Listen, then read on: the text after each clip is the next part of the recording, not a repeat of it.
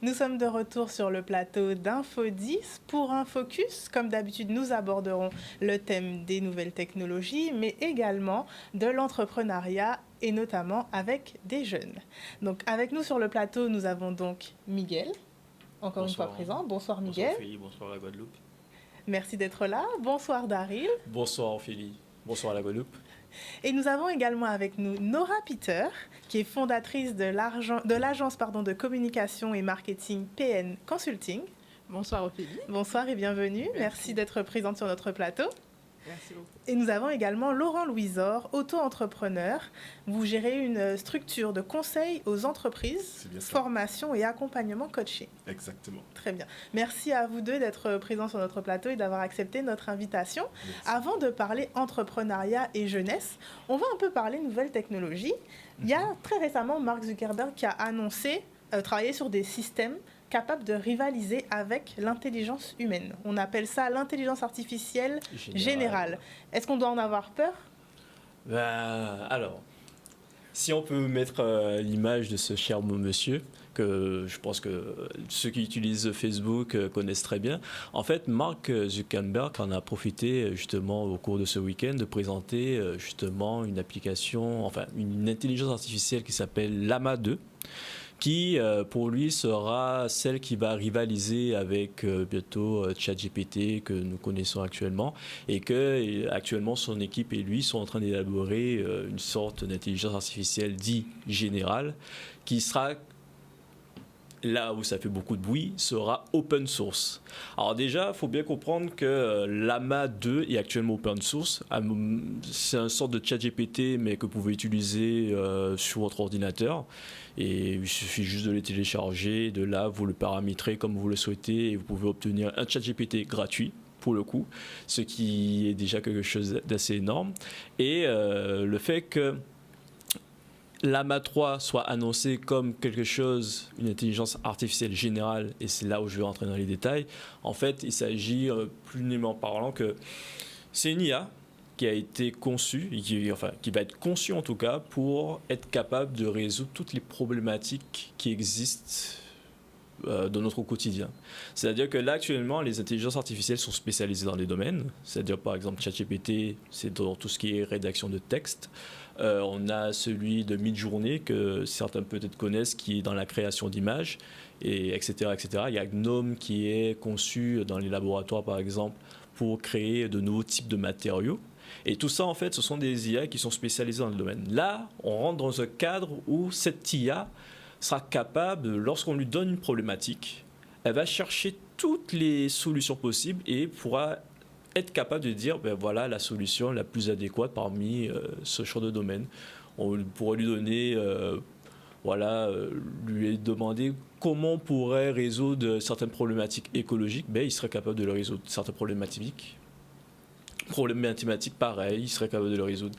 Et là où M. Zuckerberg a fait un énorme bruit, c'est de dire que oui, même cette AGI sera open source, c'est-à-dire que n'importe qui sur cette planète pourra la récupérer et l'utiliser comme bon lui semble. Et c'est là où ça va faire un énorme tollé, c'est que forcément, un outil qui serait capable de tout résoudre serait capable, entre les mains de n'importe qui, faire tout et n'importe quoi. Moi, je vous le dis très clairement, que ce soit pour craquer tout ce qui est cybersécurité, que ce soit pour faire de la fausse information, ou alors même de la création d'images qui seraient fausses, ben, ce serait quelque chose que je me dis même l'armée aurait beaucoup de quoi se soucier, parce que ça voudrait dire que n'importe qui avec un ordinateur pourrait créer un problème n'importe où dans le monde, si cette personne serait malveillante. Ok. Ben, on se rend compte déjà maintenant qu'il y a ce type de problème qui commence un peu à immerger avec les fake news,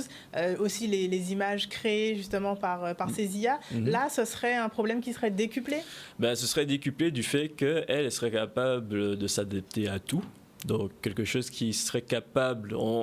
cette IA, cette intelligence artificielle générale, on la considère comme étant quelque chose qui sera la révolution qui va transcender l'homme. C'est-à-dire qu'après ça, ben, toutes les nouvelles technologies ou toutes les nouvelles découvertes, quelles qu'elles soient, qui vont être faites, viendra de cette intelligence artificielle. Il n'y aura pas quelque chose d'au-dessus de ce que l'homme serait capable de faire. Et c'est vrai que ça crée une situation où, comme ChatGPT, quand c'est apparu, les États n'étaient pas préparés à ce genre d'intelligence artificielle. Et là, pareil, il y a beaucoup de personnes dans le domaine qui disent, en fait, si cette IA sort sans que les États soient préparés à sa gestion, ben, on va arriver à une situation où on joue un peu, comme il y avait un scientifique qui l'avait dit, on joue un peu avec le fait de donner Dieu à n'importe qui ferait qu'à ce moment-là, on rentrerait dans une ère où il y aurait des batailles dans tous les sens d'intelligence artificielle générale. Ok, très bien. Et est-ce qu'il y a une date qui a été annoncée? Est-ce que c'est encore en... Donc, il n'y a pas de date à proprement parler. C'est comme pour OpenAI. Eux-mêmes, ils avaient annoncé qu'ils étaient proches de quelque chose qui se rapprocherait justement d'une intelligence artificielle générale. Il y en a qui estiment qu'on verra un début d'embryon à partir de 2025. Moi, je dis, bon, avant, quand on était en 2019 et qu'il y avait déjà cette notion d'intelligence artificielle, on estimait qu'elle aurait été présente dans notre vie à partir des années 2050-2060.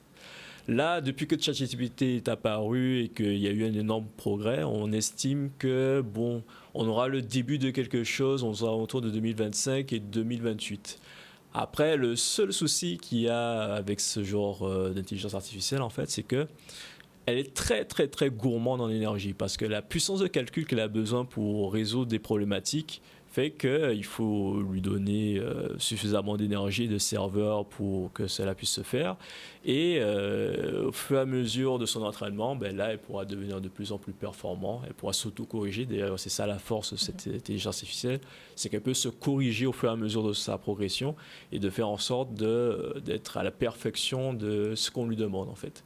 Et là où le bas blesse, c'est que c'est cet aspect de est-ce que elle va arriver à un moment où elle sera capable de raisonner de telle sorte que nous, on sera incapable de savoir ce qu'elle fait, et de là, elle pourrait se dire, bon, bah, maintenant que j'ai atteint le cumul de ma transcendance, je me débarrasse d'eux, mais je ferai en sorte d'évoluer sans, justement, le côté de la présence humaine. C'est un peu ce qu'on voit dans certains films de science-fiction. Oui, ça se rapproche. Après, pour le moment, on n'y est pas encore. Et c'est vrai que ce côté où je me dis une telle technologie qui serait à la main, enfin dans les mains de n'importe qui et tout, c'est à la fois... Moi, ça m'amuse, mais en même temps, je me dis, ouais, bon, ça pourrait créer une sorte de grosse guérilla internationale. Je vous laisse imaginer, même les plus grandes puissances ne seraient incapables de gérer quoi que ce soit vis-à-vis de ça, parce qu'il y aurait trop de choses à gérer, en fait. Oui, effectivement. Et ça vous fait peur un peu, vous, cette évolution? Vous voyez ça d'un point de vue positif, négatif? Alors, je pense que c'est vraiment une évolution contrastée, si je puis dire, puisque j'ai grandi avec pas mal de films de science-fiction. On en parlait, iRobot. Plus récemment, des films qui parlent aussi des dérives de la réalité augmentée, tels que Ready Player One de Steven Spielberg. Et tout ce qu'on a vu en termes de Black Mirror, donc sur Netflix, où on va un peu déconstruire un peu toutes nos intuitions par rapport à ces technologies qui sont un peu normalement positives. On va venir apporter cette vision un peu contrastée. Donc pour moi, ça serait au final plutôt négatif tant que ce n'est pas réglementé, puisqu'il y a vraiment un vide juridique concernant ces questions d'intelligence artificielle. Donc voilà, c'est à peu près ce que j'en pense. Très bien. Ça serait en fait mes craintes, et ça serait plus au niveau de la liberté. La liberté est finalement notre plus-value en tant qu'homme. C'est en fait ça, un des grands débats qui a été lancé par l'intelligence artificielle, c'est le fait de, mais finalement, est-ce qu'on aura encore de quoi nous nourrir par rapport au fait qu'on apporte une plus-value au niveau de nos métiers. Donc ça serait à ce niveau-là, et au niveau des libertés, ouais, ça serait là. Mais comme a dit Nora, du coup, ça serait vraiment cet aspect, ce débat au niveau de l'éthique et au niveau de la réglementation de cette intelligence artificielle. Ok, effectivement. Oui, ce sont de grandes questions. Et toi, Miguel, tu Miguel, aurais peur qu'elle fasse les confitures à ta place? c'est ce que je me demandais. Bon, écoute, pourquoi pas, elle peut faire les confitures. En fait, pour rejoindre un peu ce qu'il disait et pour répondre à ta question, je pense que ça s'appelle l'évolution. Donc, on pensait que ça aurait été les cafards qui nous auraient remplacés. Ben, finalement, là, on va se retrouver remplacé par de l'intelligence artificielle. Enfin, s'il y a assez d'énergie et s'il y a assez de composants résistants pour pouvoir perdurer dans le temps, perdurer du coup. Mais je pense que oui, justement, on est dans une ère de reverse, en fait, où ce sera pas la machine qui sera l'esclave, ce sera l'homme qui sera l'esclave de la machine. Et c'est effectivement des choses que nous avons vues dans les films de science-fiction. Et notre plus-value, du coup, ce sera soit on est bon ou sinon on va à la poubelle. Mais est-ce que c'est pas déjà ce qui se fait avec les hommes? Moi, j'y vois un aspect où je me dis, il y a certaines problématiques qu'on n'a jamais réussi, en tout cas dans l'histoire de l'humanité, à résoudre, que ce soit la gestion de nos déchets, par exemple, ou faire en sorte que nos habitations soient beaucoup plus écologiques, voire même que, je parle d'habitation, mais même vis-à-vis de notre agriculture, voir comment on pourrait optimiser les choses pour que ça puisse correspondre à quelque chose de beaucoup plus vert, écolo.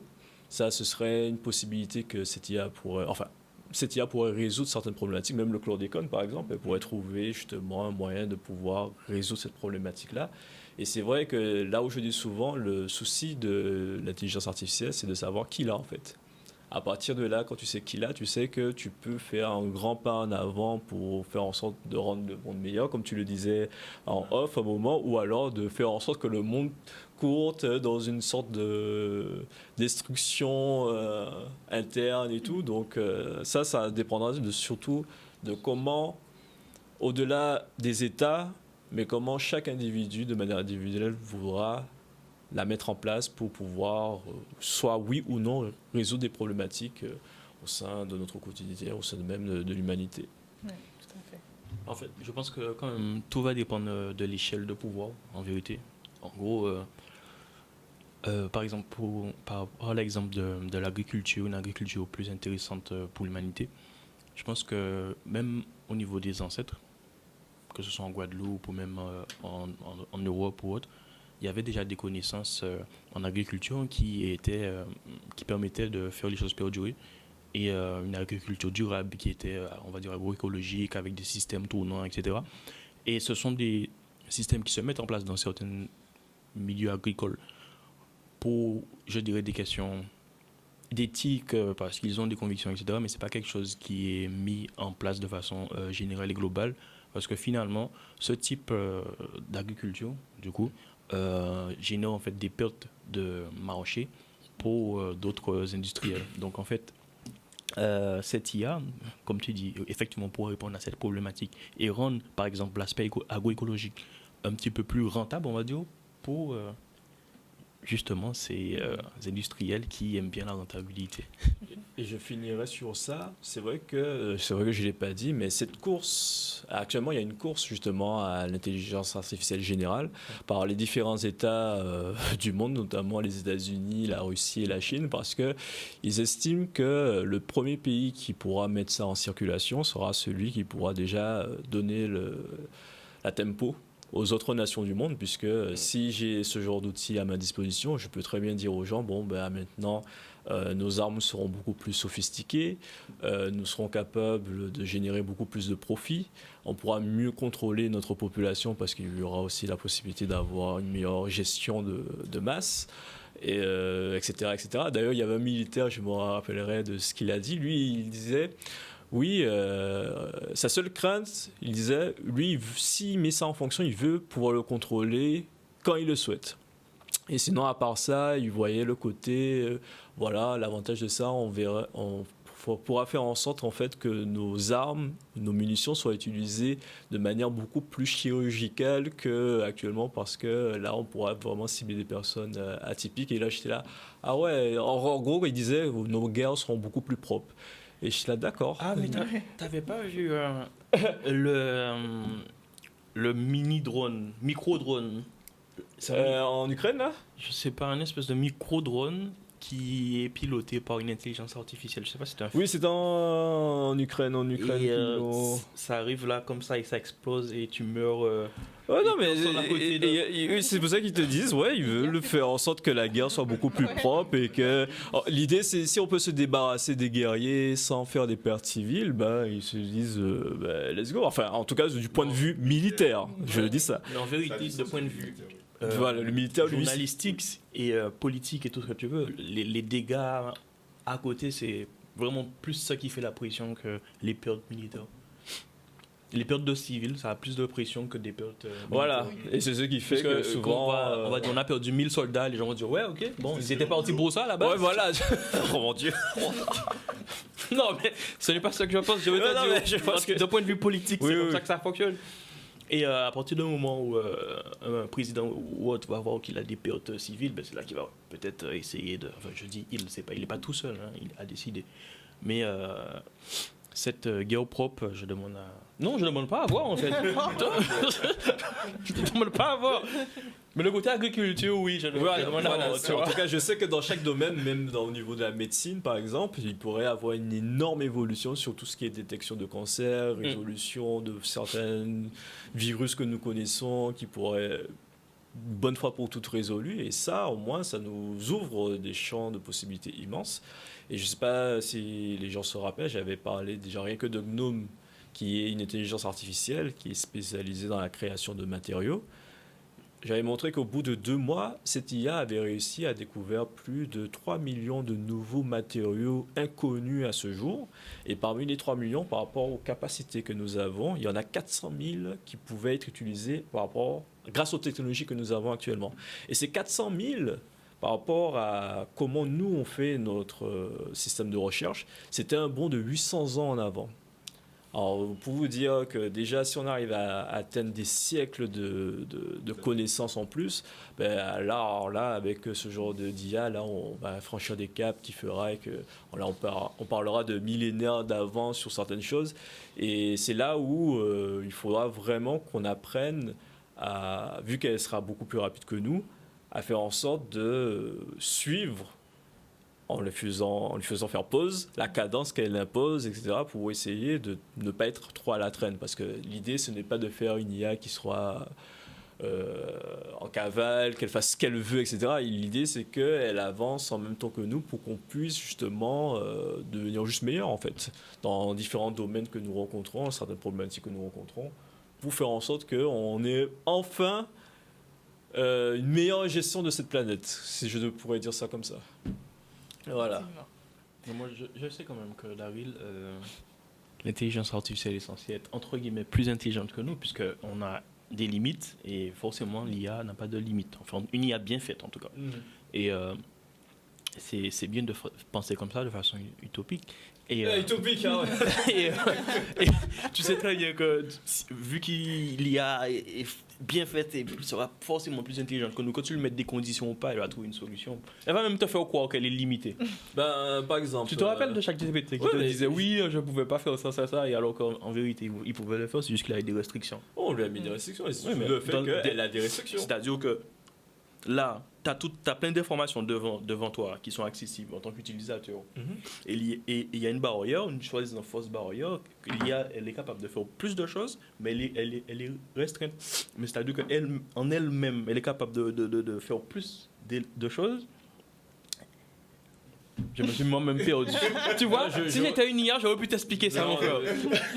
Ouais, déjà, pour bien faire reconstituer le truc, c'est que ChatGPT, déjà, pour ceux qui le savent pas, c'est une IA qui est spécialisée dans tout ce qui est rédaction de texte. Et elle n'est pas vraiment intelligente quand tu apprends à bien l'analyser. Elle est juste là, elle est capable.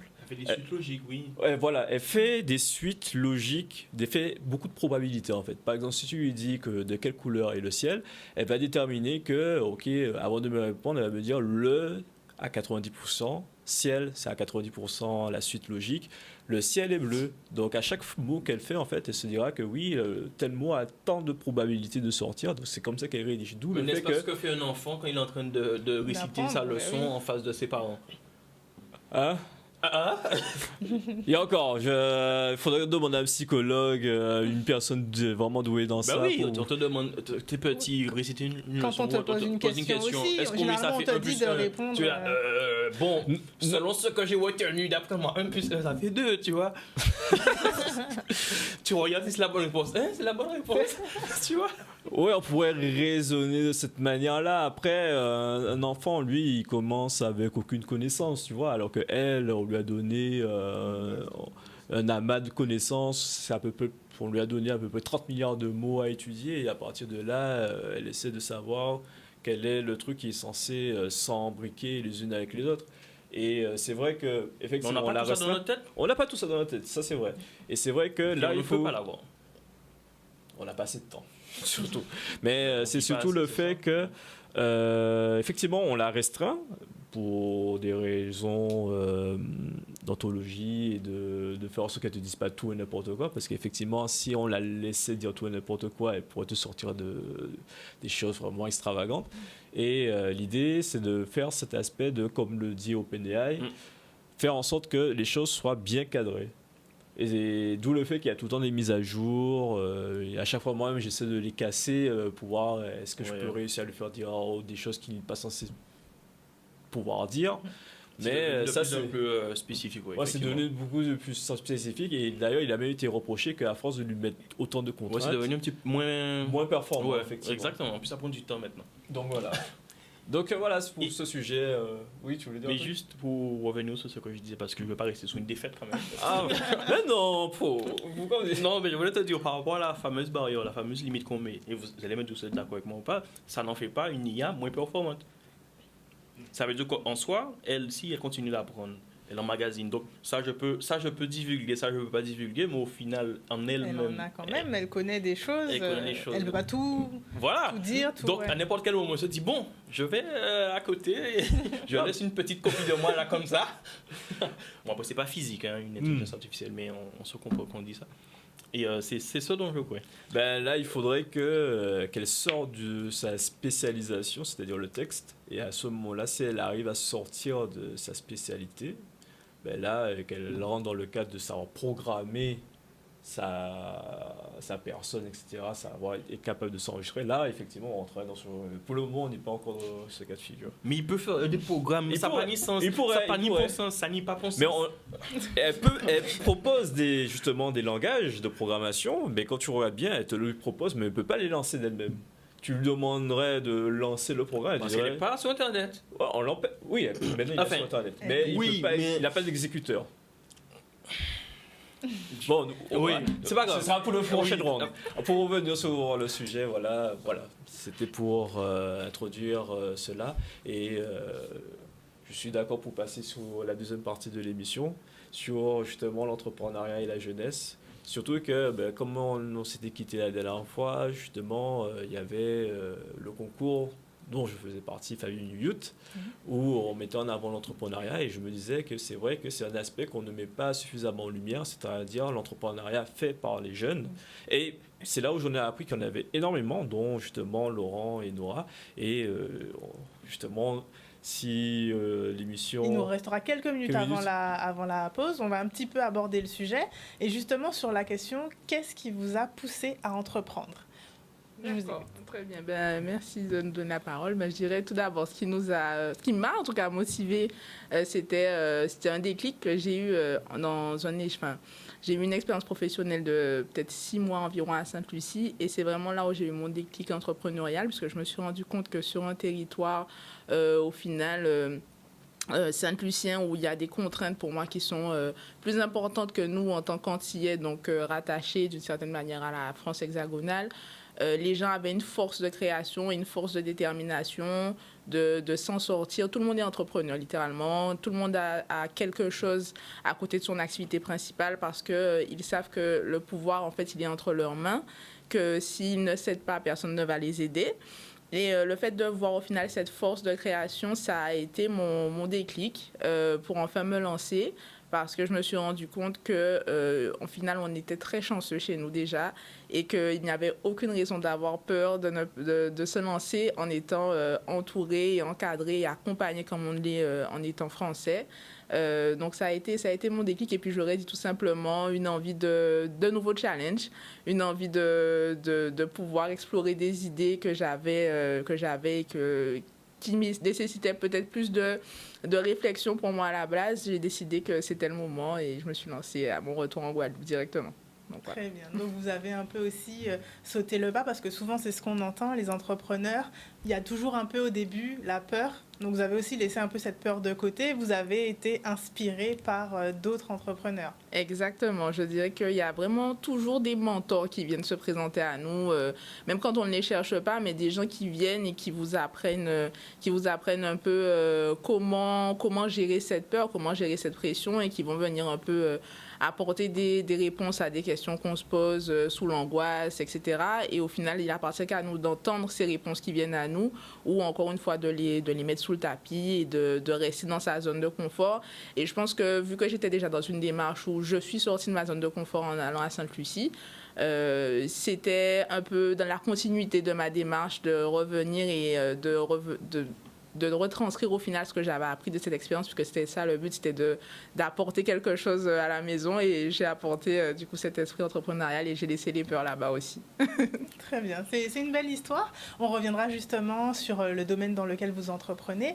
Donc juste avant, on va vous écouter, Laurent Louisor, sur du coup, vous, quel a été le déclic dans entreprendre? Le déclic s'est fait au fur et à mesure. En fait, c'était une démarche de croissance en fait, personnelle. Et depuis tout petit, je m'évertuais à trouver des solutions pour mon entourage afin qu'il soit épanoui sur le plan personnel et professionnel. Alors, là, comme ça, c'est ça la question. Et puis, c'est un peu comme Laura a dit, il y a des mentors qui se viennent à nous, donc c'est par des discussions que l'on grandit. Et le grand déclic a été fait, finalement, la fameuse année 2020, où il y a comme des mentors d'âge qui sont collés à moi, qui ont fait croire avec moi. Et c'est un peu aussi pas en rejet, mais en extrémité opposée du chemin tout tracé, faire des études et puis on y va. C'est vraiment le côté, vraiment faire ce qui nous anime. Donc c'est notre capacité à trouver ce qui brûle en nous, ce qui nous anime. Et après, finalement, ça devient logique de se dire, mais je vais me lancer, je vais entreprendre dans ce domaine-là. Donc c'est cela. Et puis l'autre leitmotiv, c'est notre capacité à monétiser nos passions et ou savoir-faire. Donc c'est comme ça après que quand je regardais à moi, je me suis dit mais en fait même pour moi ça voulait dire quoi? Et ça voulait dire finalement regarder à ce que je faisais naturellement tous les jours sans qu'on me demande des fois chez Moon pour ça. Et c'est comme ça que j'ai développé ces 3 volets de mon entreprise, donc le conseil, la formation et l'approche au niveau du coaching. Okay. Et voilà, ça pour aussi débloquer en fait, cet aspect de notre jeunesse de pouvoir en fait entreprendre et de casser les barrières mentales. Tout à fait. Eh bien, on va faire une courte page de pub et on revient juste après pour développer sur les sujets donc, de la jeunesse et de l'entrepreneuriat. À tout de suite. À tout de suite. Nous sommes de retour sur le plateau d'Info 10 avec ce focus spécial entreprendre, jeunesse et entrepreneuriat. Alors avec nous, nous avons Clarisse Céleste qui nous a rejoint. Bienvenue Clarisse, bonsoir. Yes, bonsoir. Vous êtes une créatrice de bijoux et aussi de design, de décoration d'intérieur et événementiel. Oui, c'est ça. On va parler un peu de vous tout à l'heure. On vous laisse reprendre vos esprits, respirer et vous allez nous montrer tout ce que vous faites. Yes, oui. Et on revient donc avec Nora et Laurent, donc, qui sont présents ici justement pour nous parler donc, de leur parcours, mais aussi de l'association de la Guadeloupe aux grandes écoles, dont vous êtes membre et dont Nora participera en tant qu'invitée. Donc il y aura une conférence qui s'intitule « Les entrepreneurs, des créateurs d'opportunités ». La conférence aura lieu donc, le vendredi 26 janvier à partir de 19h au Plaisir sans ivresse. Petit cachotier. Tu nous as pas invités. Merci, bien sûr. Dis-nous tout. On te dira, tu es invité et tu pourras t'inscrire pour pouvoir participer avec plaisir. Dis-nous tout, je t'écoute. Très bien. Déjà, dans un premier temps, qu'est-ce que l'association de la Guadeloupe aux grandes écoles? Ok, honneur aux dames. De la Guadeloupe aux grandes écoles, c'est une association qui promeut du coup l'intégration des jeunes ultramarins dans des cursus sélectifs et prestigieux et qui promeut également le retour au pays de ses talents. Donc l'un ne va pas sans l'autre. Actuellement, on veut vraiment faire les deux. Et donc dans cette continuité, on fait plusieurs actions, des actions de mentorat, c'est-à-dire que chaque jeune qui vient vers nous peut bénéficier d'un mentor dans son orientation déjà. Donc on sait que faire le choix des études, c'est vraiment quelque chose de très difficile, de compliqué pour un jeune. Donc on les accompagne dans cette démarche. Plus tard dans leur parcours, on les accompagne aussi en leur permettant de développer un réseau de jeunes, donc que ce soit en Hexagone ou en Guadeloupe, surtout en Guadeloupe quand ils veulent chercher un emploi, créer leur activité, se faire accompagner, tout simplement retrouver une communauté, puisque c'est aussi ça, hein, les associations, c'est développer son réseau et donc développer de nouvelles compétences et notamment par le fait d'organiser des conférences sur des thèmes précis avec des invités qui viennent partager leur expérience avec l'auditoire. Bien sûr, tout le monde est convié, il n'y a pas de restriction d'âge, c'est effectivement organisé par des jeunes, mais voilà, c'est pour tout type de public. Donc voilà, c'est ça notre association dans les grandes lignes, si tu veux compléter, Laurent. Tout est dit en fait. Tout est dit en fait. Et c'est vrai qu'effectivement, on a ce volet, on veut effectivement développer le territoire. Et comme elle a dit, le retour au pays permettre à notre jeunesse de pouvoir effectivement s'inscrire dans notre puissance économique de la jeune guadeloupéen. Ah, c'est pas beau ça d'entendre que oui, les jeunes ont déjà pris le pas sur ce genre de problématique. Vraiment, c'est vrai qu'on se rend compte beaucoup du sujet, donc de comme on appelle la fuite des cerveaux. Exactement. Donc vous, voilà, ce que vous voulez aussi valoriser, c'est se former, pouvoir partir, mais aussi revenir pour apporter toutes les richesses qu'on a pu accumuler, les connaissances, les ramener aussi au pays. Mmh. Et dans quel cadre vous allez intervenir? Donc vous êtes fondatrice, on le rappelle, de PN Consulting en conseil et marketing digital. Dans quel cadre est-ce que vous allez intervenir? Qu'est-ce que vous allez pouvoir prodiguer comme conseil ou comme expérience? Donc déjà, je pense que la première chose, c'est que je vais partager mon expérience en tant qu'entrepreneur. Donc tout simplement en expliquant la réalité au final de l'entrepreneuriat en Guadeloupe, mais aussi en tant que femme, parce que c'est aussi des spécificités dont on parle pas forcément, dont on n'ose pas forcément parler, mais il y a aussi une manière de gérer sa carrière en tant qu'entrepreneur et de se vendre en tant qu'entrepreneur femme dans nos sociétés antillaises.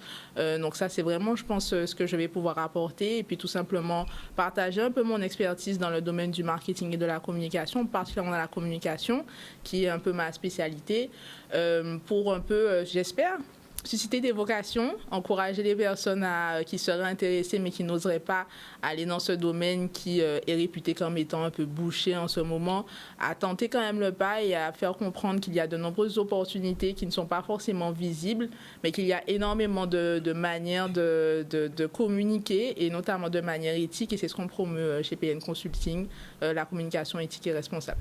Donc, très bien. Et tout à l'heure, Laurent, vous nous parliez un peu du parcours généralement, du chemin tout tracé de études, travail, etc. Vous, c'est donc un parcours que vous avez un petit peu, sur lequel vous avez un petit peu dévié. Est-ce que vous également, vous avez eu, comment dire, l'opportunité de vous former ailleurs et de revenir, ou est-ce que vous êtes toujours resté ici? Comment ça s'est passé pour vous? D'accord. J'ai eu l'opportunité de me former ailleurs, effectivement, et revenir, même optique aussi, hein, même avant de partir, se dire que l'on veut partir pour, même pas mieux revenir, hein, pour venir à quelque chose pour le pays. Donc c'était toujours ça, c'était dans mon cœur, et c'est vrai que ma vision évolue quand j'étais dans l'Hexagone, pas la façon de faire, mais quand j'étais de retour au pays, je me suis dit, maintenant, en fait, on va s'investir, mais comment? Mais j'ai d'abord une opportunité en tant que salarié, et je peux faire mes forces dedans aussi, hein, et j'ai aussi pu comprendre aussi quelle est la mentalité être salarié, et aussi comprendre aussi la vision d'une direction. Et c'est pour ça que j'accompagne aussi les salariés, les entrepreneurs dans ce cadre-là aussi. Très bien. Et c'est quoi être entrepreneur aujourd'hui en Guadeloupe et être un jeune entrepreneur? Jeune entrepreneur, c'est quelque part, c'est quelqu'un. Pour moi, il y a deux profils.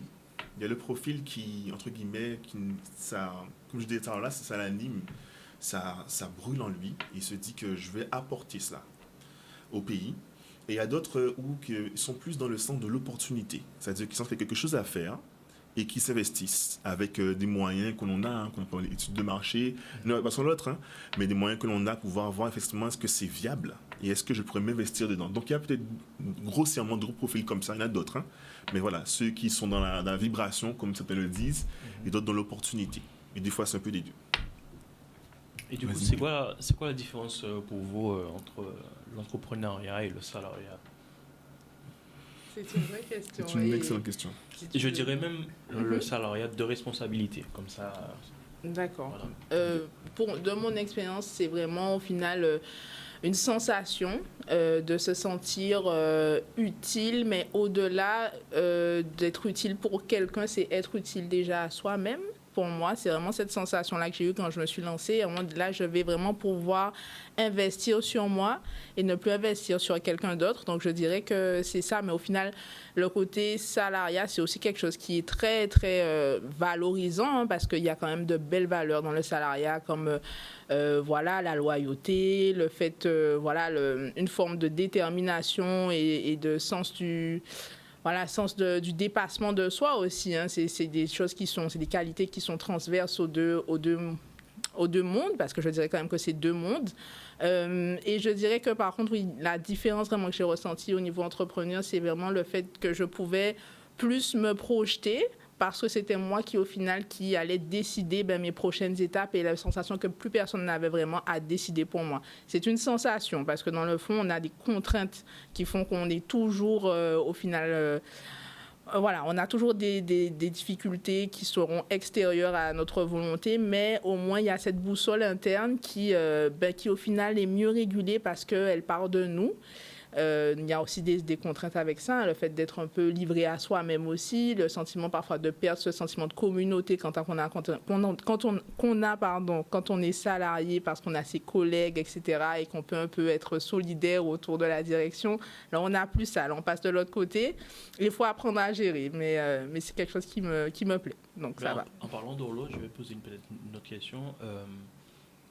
Il y a beaucoup d'entrepreneurs qui m'ont fait le retour que je me suis lancé parce que voilà, je voulais avoir du temps libre, je me suis lancé parce que je voulais travailler quand je voulais, et puis finalement, ils se sont rendus compte que c'est des fois du 24-24 à 7-7. C'est ça. Effectivement, c'est ça en fait. C'est pour ceux qui n'ont pas été briefés ou formés sur ça. On parle de cette idée de se dire que bon, à présent, pas pour mon en haut là, c'est moi qui fais mon temps, etc. On se rend compte qu'en fait, ça demande beaucoup de discipline. Et on peut mettre les deux en face à face, mais c'est discipline et ou passion. Le côté 24 sur 24 vient des fois de cette flamme passion. C'est-à-dire, je ne compte plus les heures. Alors qu'au salariat, bon, ça dépend du travail dans lequel on est. On peut passionner son travail. Mais effectivement, on sait que c'est cadré. On sait que c'est cadré et c'est rassurant d'avoir ce cadre-là pour ceux qui sont dans le salariat. Mais sur l'entrepreneuriat, en fait, vu que si c'est un projet, une entreprise passion, tu ne comptes plus les heures. Et après, tu te rends compte qu'à un moment donné, il faut que tu te cadres. Donc, tu reviens un peu, pas le même schéma que le salariat, mais au moins te dire qu'il faut quand même que j'ai une tranche horaire où je sois productif, parce que c'est directement lié, mes revenus sont directement liés à ce que j'ai investi. Donc, ce n'est pas forcément l'Eldorado, comme on dit. C'est une sensation, comme a dit Nora, de se dire que, en fait, je suis peut-être fait pour ça, et quelque part, j'ai... mais peut rajouter et mon destin un peu plus en main, entre guillemets. Mais la façon dont on parle effectivement de ça, c'est comme si on mettait en fait en opposition l'entrepreneuriat et le salariat. Non, il y a aussi le fait qu'il y a certaines personnes qui sont beaucoup plus à l'aise dans le salariat. Beaucoup plus à l'aise, c'est cadré. Ils se voient en termes de support à l'entreprise, support à une idée aussi. Donc je fais appel, je fais appel aux discussions que j'ai eues. Les personnes qui me disent, mais en fait, l'entrepreneuriat, pourquoi? Et parce qu'ils sont bien dans ce qu'ils font. Donc, il y a un peu pour tout le monde. Sauf que dans ma façon de concevoir les choses, c'est qu'on a tous cette âme d'entrepreneur, quelque part. Mais est-ce qu'on franchit le pas? Ça, c'est autre chose. Très bien. Et on a quelqu'un qui, ici aussi, a franchi le pas. Du coup, Clarisse, est-ce que pour vous, la création de bijoux et vous lancer dans l'entrepreneuriat, ça a émané d'une passion? Comment ça s'est passé les débuts dans l'entrepreneuriat? Au début, j'ai vraiment confectionné dès l'âge de mes 14 ans. Donc maintenant, ça fait un peu plus de 11 ans que j'exerce. Et c'est vraiment une passion, c'est vraiment de mettre mon talent vraiment au service du grand public. Et c'est vraiment un plaisir pour moi de vraiment d'avoir un assortiment, par exemple, de bijoux, de décoration, d'objets décoratifs. Et ça part vraiment d'une idée. Par exemple, ces créations, justement, ils viennent vraiment des récifs coralliens. Donc, j'ai vraiment regardé par rapport aux différentes aspérités du corail, le corail alvéolé, le corail cervelé aussi. Et ça m'a permis justement de faire des objets décoratifs qui Tu peux les soulever pour qu'on puisse les voir. Voilà. C'est magnifique. Merci. Donc, qui peuvent être aussi mis comme des tableaux, même en centre de table aussi, de les détourner un peu. Mais c'est vraiment une réelle passion et je fais comme je peux, du coup. Et par inspiration, je fais aussi tout ce qui est collection. Donc là, j'ai fait une nouvelle collection, c'est pour cet été. Donc vous allez bientôt voir sur ma page Instagram, c'est Ivy-CLST. Et justement, vous allez découvrir mon petit monde. Très bien. Voilà. C'est vrai que Clarisse ne le dit pas, mais quand je l'ai rencontrée à Guadeloupe la première, j'avais appris justement que tu avais, par rapport à ton savoir-faire, transmis les bijoux à la Miss Guadeloupe, en fait, que tu avais aidé C'est justement à la mise en valeur de la Miss Guadeloupe via justement tes créations. Voici Mademoiselle, et justement que ça avait suscité une grosse envie, en tout cas ceux qui ont découvert ces bijoux. Et la question que je me posais, c'était à quel moment tu t'es dit déjà, déjà par où tu as commencé? Est-ce que t'es parti en France? Est-ce que tu es revenu? Est-ce que tu étais déjà ici? Est-ce que l'envie d'entreprendre t'est venue spontanément parce que tu t'es dit oui, c'est quelque chose qui me parle? Donc, c'est cette question-là que j'ai envie de te poser à ce niveau-là. L'envie d'entreprendre, c'est depuis toujours. Après, j'ai pu me perfectionner à travers mon cursus scolaire, qui est plutôt artistique. Donc, mon tout dernier BTS, c'est le BTS Design de mode, qui m'a vraiment permis de créer aussi des imprimés, inspirés de la faune et la flore. Donc, petit à petit, j'essaie de me perfectionner et de diversifier au mieux. Voilà. Est-ce que tu as toujours vendu tes créations? Oui. Toujours depuis les 14 ans. Oui. Donc c'est... Ah oui.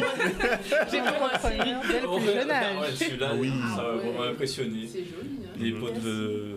Donc, j'ai tout d'abord commencé avec des graines végétales. Par la suite, c'était avec du textile, du fil aluminium, avec du métal aussi, de par mon CAP arrêt technique de la bijouterie joaillerie. Donc, j'ai également fait aussi de la soudure, or et argent, des bijoux en or et argent aussi en stage. Et par la suite, j'essaie de me diversifier aussi avec différentes matières, les matières premières d'ici. Et aussi détourner aussi, par exemple, avec des capsules de canettes, de vraiment détourner pour vraiment faire quelque chose de beau et d'élégant. Voilà. Très bien, c'est vraiment un très beau travail qu'on voit là. Merci. Et on ressent aussi l'envie de mettre en avant notre patrimoine culturel et local. Oui. C'est quelque chose qui t'a toujours animé. Toujours. Mais après, c'est vraiment après mon BTS Design de mode où j'ai vraiment perçu la Guadeloupe différemment. Je me suis vraiment dit qu'on est vraiment très riche au niveau matières premières. Donc, autant l'exploiter et de voir justement jusqu'où ça peut me mener. Voilà. Très bien. Et est-ce que tu as eu, excuse-moi Je Larry, me là posais la question un peu par rapport à ce Ouais. que Laurent disait. Est-ce que tu comptes tes heures lorsque tu... Oui, oui. Oui et non. Après, ça dépend. Si c'est pour les particuliers, je compte. Mais si c'est pour moi-même, ça peut vraiment partir dans peut-être grand maximum 10 heures de temps quand même. Dès que je mets la musique, c'est parti. Sans manger, sans... Oui, c'est ça. 10 heures sans manger. C'est la passion, c'est ça. On va monter plein de fois même. Mais c'est vraiment une réelle passion et c'est vraiment quelque chose qui m'anime au quotidien. Donc pour moi, c'est tout bénéfique. Donc, tu vois pas le temps passer et pour C'est toi, ça. c'est, Moi, tu j'ai prends une question plaisir. pour les entrepreneurs, vous, toi. Toujours dans l'ordre du salariat, etc. Puisque je pense que c'est des questions que pas mal de gens peuvent se poser, ou peut-être que moi-même, je vais me poser. En tant qu'entrepreneur, vu que... J'aime pas le mot la société, mais bon, la société est créée pour qu'on puisse, voilà, comme on a dit, entrer dans suivre le droit chemin, puisque par exemple, quand on est dans le salariat et qu'on a son fameux CDI, on est rendu crédible face par exemple à une banque, par exemple à peu importe, un investisseur ou un collaborateur, un partenaire. Comment, en tant qu'entrepreneur, vous, toi, j'aurais aimé entendre la réponse de vous, toi, vous avez peut-être réussi à fédérer des gens, à vous faire confiance, à investir avec vous, bien travailler avec vous, bien vous donner des conseils. Enfin, comment vous avez fait pour vous faire soutenir, voilà, globalement? Je dirais, en fait, j'appelle ça en fait la progression organique. Finalement, les choses ne changent pas. C'est notre rapport à l'autre. Et on avait parlé effectivement de l'association et du réseau.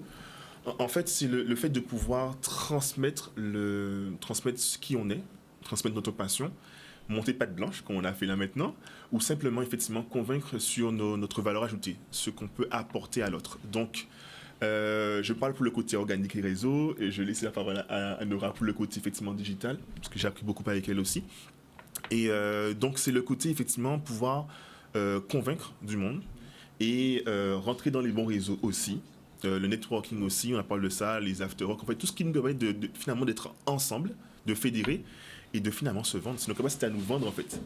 Comme a dit Nora, c'est notre capacité à nous vendre, parce qu'en fait, c'est ça, notre carte de visite, c'est nous-mêmes, c'est notre valeur ajoutée, nos produits matériels ou immatériels.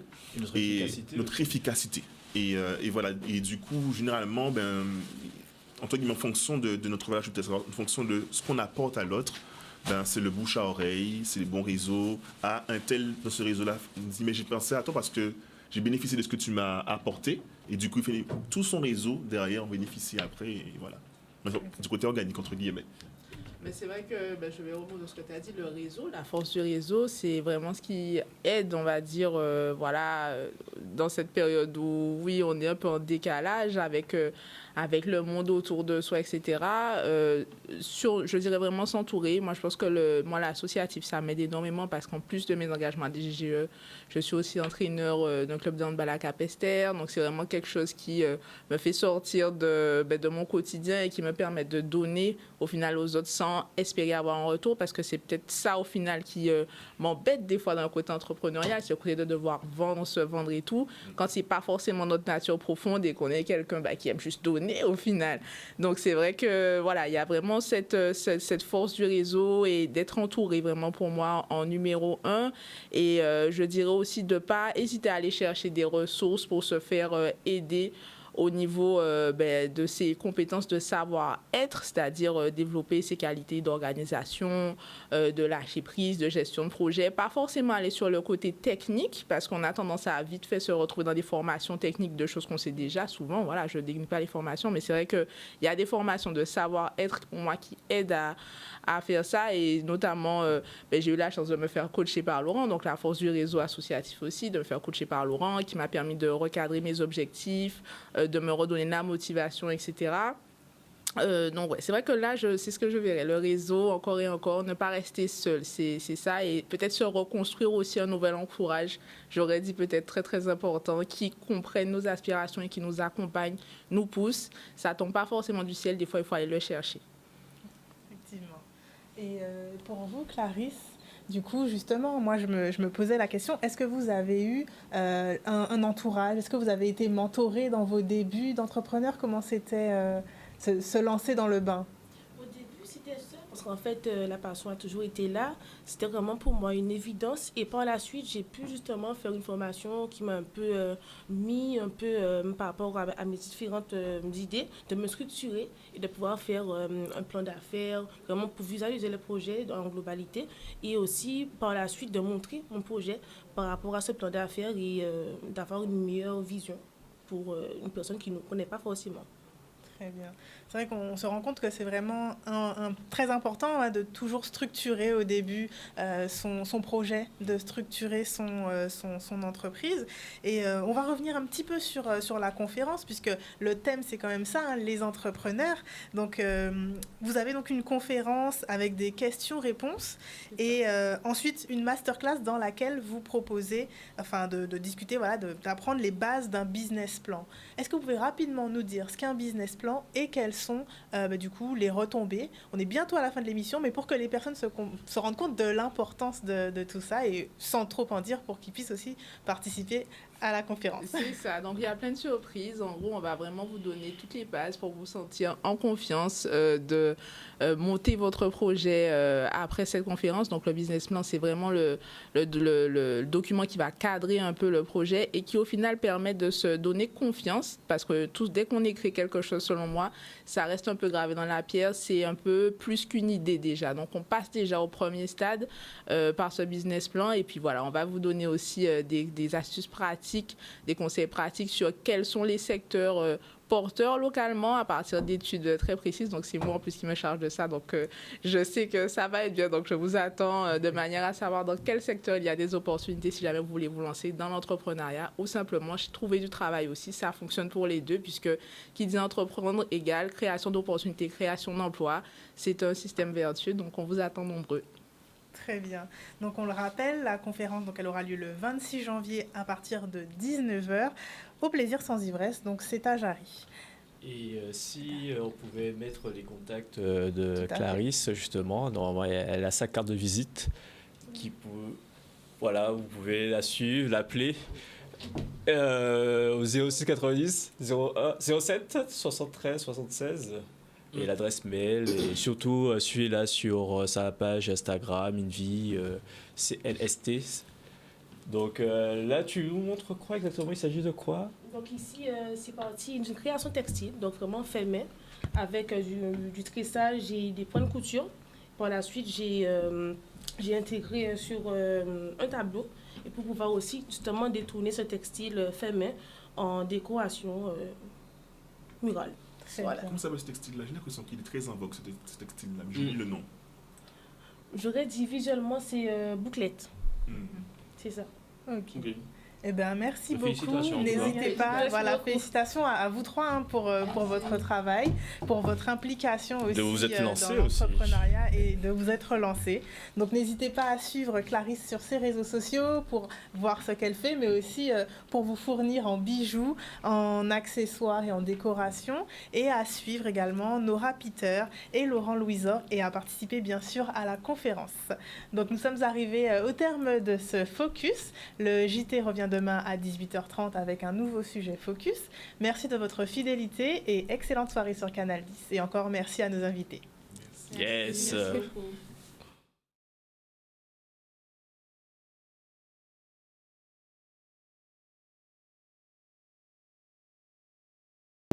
beaucoup.